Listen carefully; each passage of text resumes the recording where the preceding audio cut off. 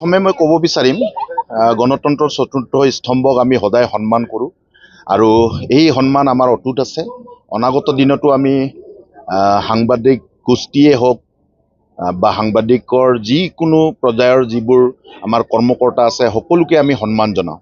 আমি কেতিয়াও এই সংবাদ গোষ্ঠীক আমি কেতিয়াও অপমান বা এনেধৰণৰ কোনো কাৰ্য TMPK বা মই বা TMPKৰ কোনো সদস্যই নকৰে আৰু সেই কথা আমি আপোনালোকৰ জৰিয়তে অসম ৰাইজক জনাব বিচাৰিছোঁ।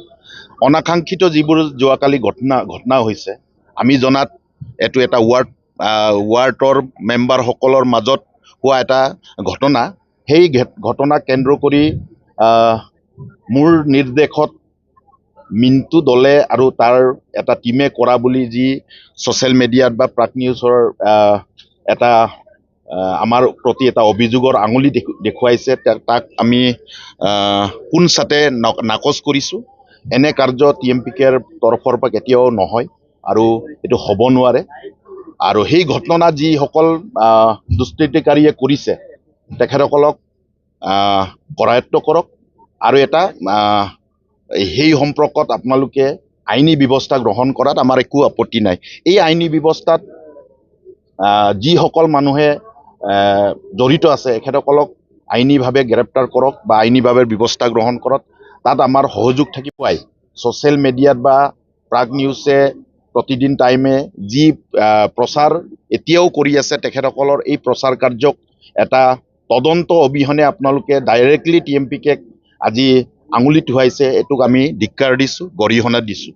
আমি ক'ব বিচাৰিছোঁ যে আমি সদায় গণতন্ত্ৰৰ চতুৰ্থ স্তম্ভক সন্মান কৰোঁ, প্ৰাগ নিউজকো সন্মান কৰোঁ, প্ৰতিদিন টাইমকো সন্মান কৰোঁ, নিউজ লাইভকো সন্মান কৰোঁ বা সংবাদ গোষ্ঠী সকলো অসমৰ সংবাদ গোষ্ঠীক আমি সন্মান কৰোঁ।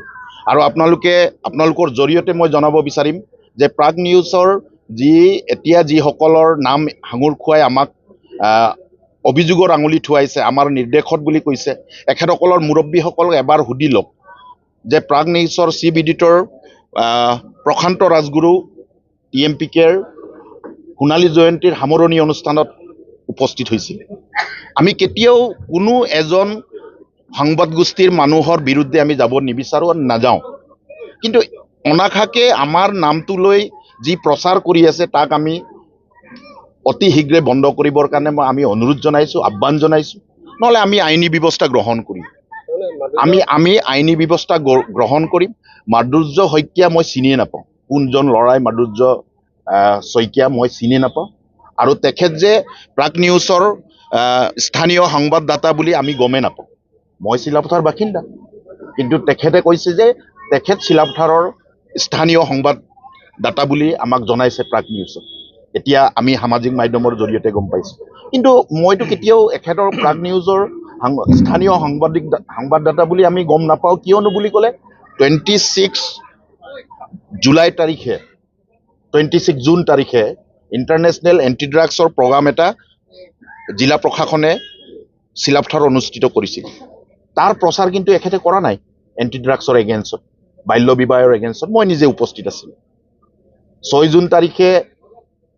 জুন তাৰিখে চিলাপথাৰত এটা নাগৰিক সভা অনুষ্ঠিত হৈছিলে এণ্টি ড্ৰাগছৰ এগেইনষ্টত, ড্ৰাগছ বিৰোধী অভিযানৰ এগেইনষ্টত TMPকে আহ্বান কৰিছিল। তাৰ প্ৰচাৰ কিন্তু মই দেখি পোৱা নাই। তো মই ভাবিছোঁ যে কোনজন প্ৰাগ নিউজৰ এই স্থানীয় সংবাদদাতা কোনজন, নাম মই চিনি নাপাওঁ, কিন্তু আপোনালোকক সকলোকে মই জোনাইৰ মই চিনি পাওঁ, চিলাপথাৰৰ সকলোকে মই চিনি পাওঁ।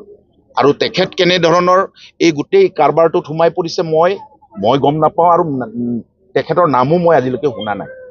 আৰু এই বক্তব্যৰ পাছত তেখেতসকলে বহু কথা জনাব, কিন্তু মই নাজানো। মোৰ জন্ম চিলাপথাৰ আৰু চিলাপথাৰ অঞ্চলত ময়ো জানো। তো এই অনাকাংক্ষিত যি ঘটনাটোক লৈ আমি এই ঘটনা যাতে নহয় তাৰ কাৰণে আমি এনে ঘটনা পুনৰ নহয় তাৰ কাৰণে আমি সকলো পক্ষক আমি আহ্বান জনাইছোঁ আৰু এনে ঘটনাৰ আমি গৰিহণা দিছোঁ। এনেধৰণৰ ঘটনা হ'ব নালাগে, তাৰ কাৰণে আমি TMPKৰ তৰফৰ পৰা অসাংবিধানিক অকাৰ্যকলাপৰ বিৰুদ্ধে আমি সদায় মাত মাতোঁ। আমাৰ অসামাজিক কাম কাজৰ বিৰুদ্ধে সদায় মাত মাতোঁ। আৰু তেখেতে আমাৰ নামটো লৈ সাঙুৰ খুৱাই যি প্ৰচাৰ প্ৰাগ নিউজৰ বা প্ৰতিদিন টাইমৰ জৰিয়তে কৰিছে, তেখেতসকলৰ প্ৰাগ নিউজ বা প্ৰতিদিন টাইমক আমি অনুৰোধ জনাইছোঁ, আহ্বান জনাইছোঁ যে আপোনালোকে নিৰপেক্ষ তদন্ত কৰক আৰু সেই তদন্তৰ আঁৰত যদি আমাকো যদি আপোনালোকে সাঙুৰ খুৱাব বিচাৰে আমি আইনী ব্যৱস্থাত আমি নিশ্চিতভাৱে সহযোগ কৰিম। কিন্তু জনমানসত আমাৰ TMPKৰ কোনো এজন কৰ্মীক যদি আপোনালোকে সাঙুৰ খুৱাব বিচাৰে তাৰ কিন্তু বিৰুদ্ধে আমিও যুঁজিবলৈ আমি বাধ্য হ'ম। তাৰ কাৰণে জগৰীয়া কিন্তু প্ৰাগ নিউজ হ'ব, জগৰীয়া কিন্তু সেই মাৰ্দুৰ্য শইকীয়া হ'ব। মই কোনো ব্যক্তিগত বা কোনো জাতিৰ বিপক্ষে মই কেতিয়াও নাযাওঁ। আমি সদায় বিভিন্ন জাতি জনগোষ্ঠীক একত্ৰিতৰে আগুৱাই নিয়াৰ কথা আমি সদায় কওঁ। মিচিং অধ্যুষিত অঞ্চলত থকা বিভিন্ন জাতি জনগোষ্ঠীৰ অধিকাৰৰ কথা আমি সদায় কৈ আহিছোঁ আৰু বিভিন্ন জাতি জনগোষ্ঠীৰ সকলো অধিকাৰক সমানভাৱে আগুৱাই নিয়াৰ কথা TMPকে সদায় কৈ আছোঁ।